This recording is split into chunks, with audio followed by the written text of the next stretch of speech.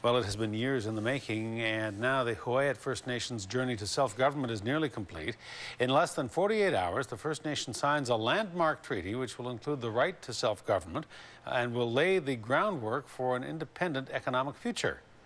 That future will be built on the First Nations past with a tourism strategy which focuses on the ancient village of Kiixin. A-News reporter Steve Colterman joins us now live in our Mid-Island Bureau with the story. Steve. Hudson, Kiixin is located on the rugged west coast of Vancouver Island, about 5 kilometers south of Bamfield, on the east side of Barkley Sound. Right now, the only way to get there is by boat, and some days, that's not even an option. I discovered that the hard way during my second attempt to visit the historical site. The village of Kiixin appears in the distance, and it seems we're only moments away. But as the boat gets closer, the waves push it back. Can't go on the beach? They push you off? The waves are too high and too strong, so the boat is turned away. If we go on the beach here now, the waves can push the boat sideways.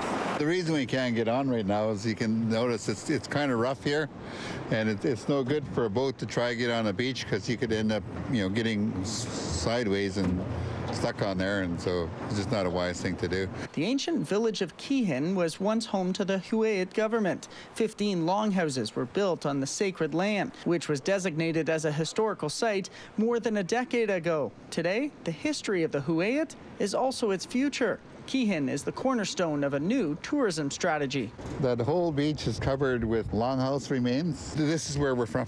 And this is where our people lived for centuries. Sharing the history of our people is really important. This village was attacked by the Clallam Indians from Washington, about 300 years ago, and they nearly wiped out all our people. Members of the HUU-AHT First Nation will spend the next 2 years finishing the job their ancestors started, upgrading the ancient village with modern-day amenities. There's going to be actually 2 ways that we can come in. One will be by boat, and the other thing is that we will be developing a road into here, but where the development of the road will be 2 beaches down, we'll come over there, then people can walk the beach. The First Nation will partner with Parks Canada on the project. The village is adjacent to the world-famous Pacific Rim National Park. Hopefully that they will be willing to develop trails, hopefully let us participate with them to market the opportunity. Dennis says the tourism strategy will cost more than $16 million, and most of that money will flow from the federal government through a treaty that will be signed in just a few days. The tourism and infrastructure project will pave the way for a new future for the HUU-AHT, a future that includes creating their own opportunities. We need to generate our own wealth so that we can be self-sufficient. A self-sufficient community is a happy community, in my view. The village of Kiixin is a window into the HUU-AHT past, and soon it will be opening doors to the First Nations' future.